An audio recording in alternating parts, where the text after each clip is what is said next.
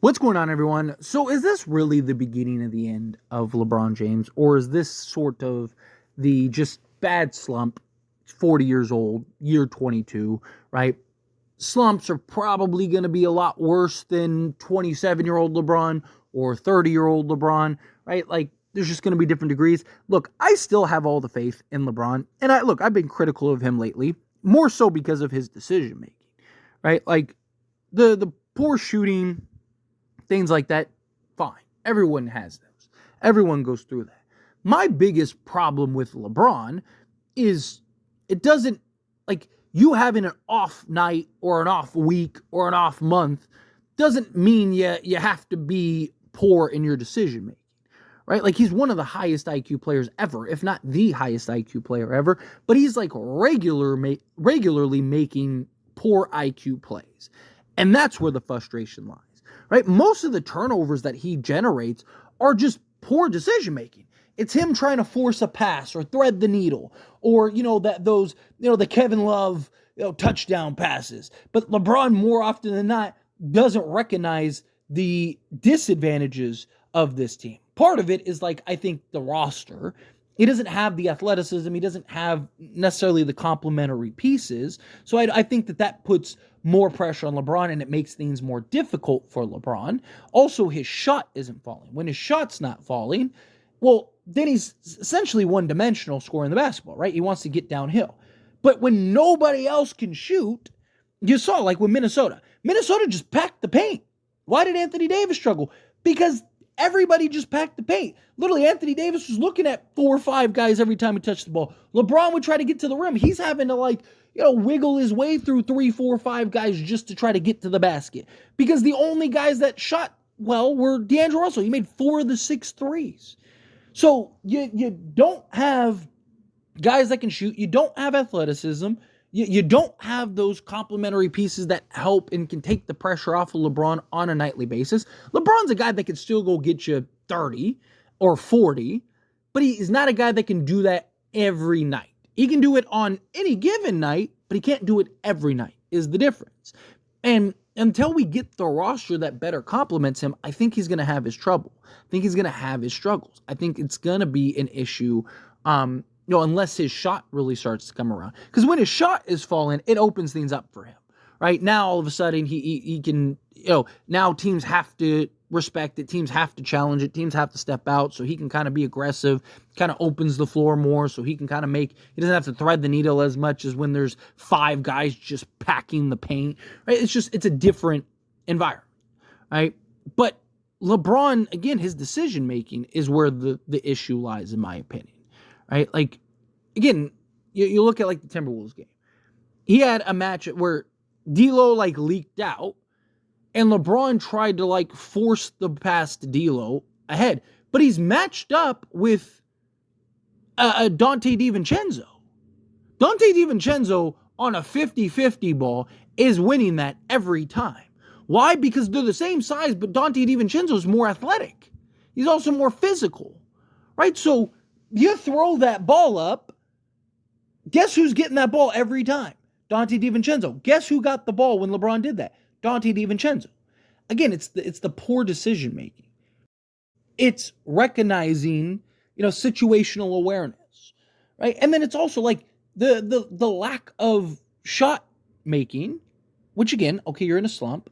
LeBron is just shot chucking, right? I understand he wants to try to shoot himself out of the slump. I get that. I'm not saying don't shoot any threes. I'm not saying don't take shots. But you can generate good offense. You don't have to hold the ball for 20 seconds and then have to take a contested 3. You don't have to, step up and take a logo 3. Right? You want to take a couple threes. You want to take 3 or 4 threes to try to get out of your slump. You're LeBron James. Pull JJ aside or in the huddle and be like, hey, dude, I need you to draw up a scheme to get me a wide open 3. Right? I want 3 wide open 3s this quarter. Right? You don't think that JJ can generate that? Put D'Lo in the game, let D'Lo kind of create, or Anthony Davis, have Anthony Davis, hey, Davis, we're gonna run an inside out with you. You're going to get the ball in the post. LeBron, you're going to leak out, get to your spot. AD, I need you to kick it out. Whatever, right? Like, you keep it simple, right? Generate good quality looks to get yourself out of it. Also, another big thing, which I think part of this is, D'Lo missed the game. You've had Reeves has missed a game, right? Like those kind of games, LeBron has to be more usage. LeBron has to be more on ball. Lakers early on were running heavily. Everything was through Anthony Davis.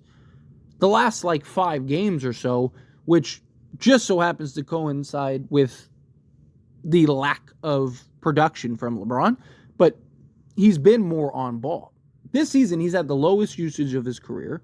He's talked about himself that it's been an adjustment period trying to fit in to this style of offense and what the team wants to do, right? So you have all these different things, these different elements, which are understandable. LeBron's going from, basically being one of the highest usage players ever to now being second on the team, right? So there's obviously going to be an adjustment there. But we've completely gotten away from it. You didn't see LeBron very often this season holding the ball for 20 of 24 seconds and then taking a shot or kicking it to a guy for a bailout. You saw that last year, regularly. You saw that, the last few years, regularly. This year, you haven't really seen that. You saw that, a handful of times in just the Minnesota game. You've seen that a lot more recently. They're playing more through LeBron than AD. And that's fine when LeBron's cooking. That's fine when LeBron's hitting shots. That's fine when LeBron looks like LeBron.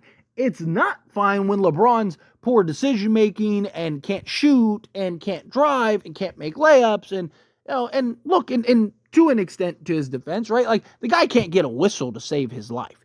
He is the worst star whistle I have ever seen in my life. That's not even an exaggeration. He has the worst whistle. I mean, role players get a better whistle than him at sometimes. Right? Shaq had a bad whistle. And Shaq even talked about it, right? David Stern told me, hey, if we called a foul every time you got fouled, you'd just be shooting free throws all game. And I get the same thing with LeBron. But can you at least call the blatant ones? If you want to let the little tic-tac fouls go, fine. But, when he just gets clobbered in the face or something like that, can we, call that? Also, I wonder how much of it is LeBron's flopping days. He still does it a little bit, but he's not as bad as he was.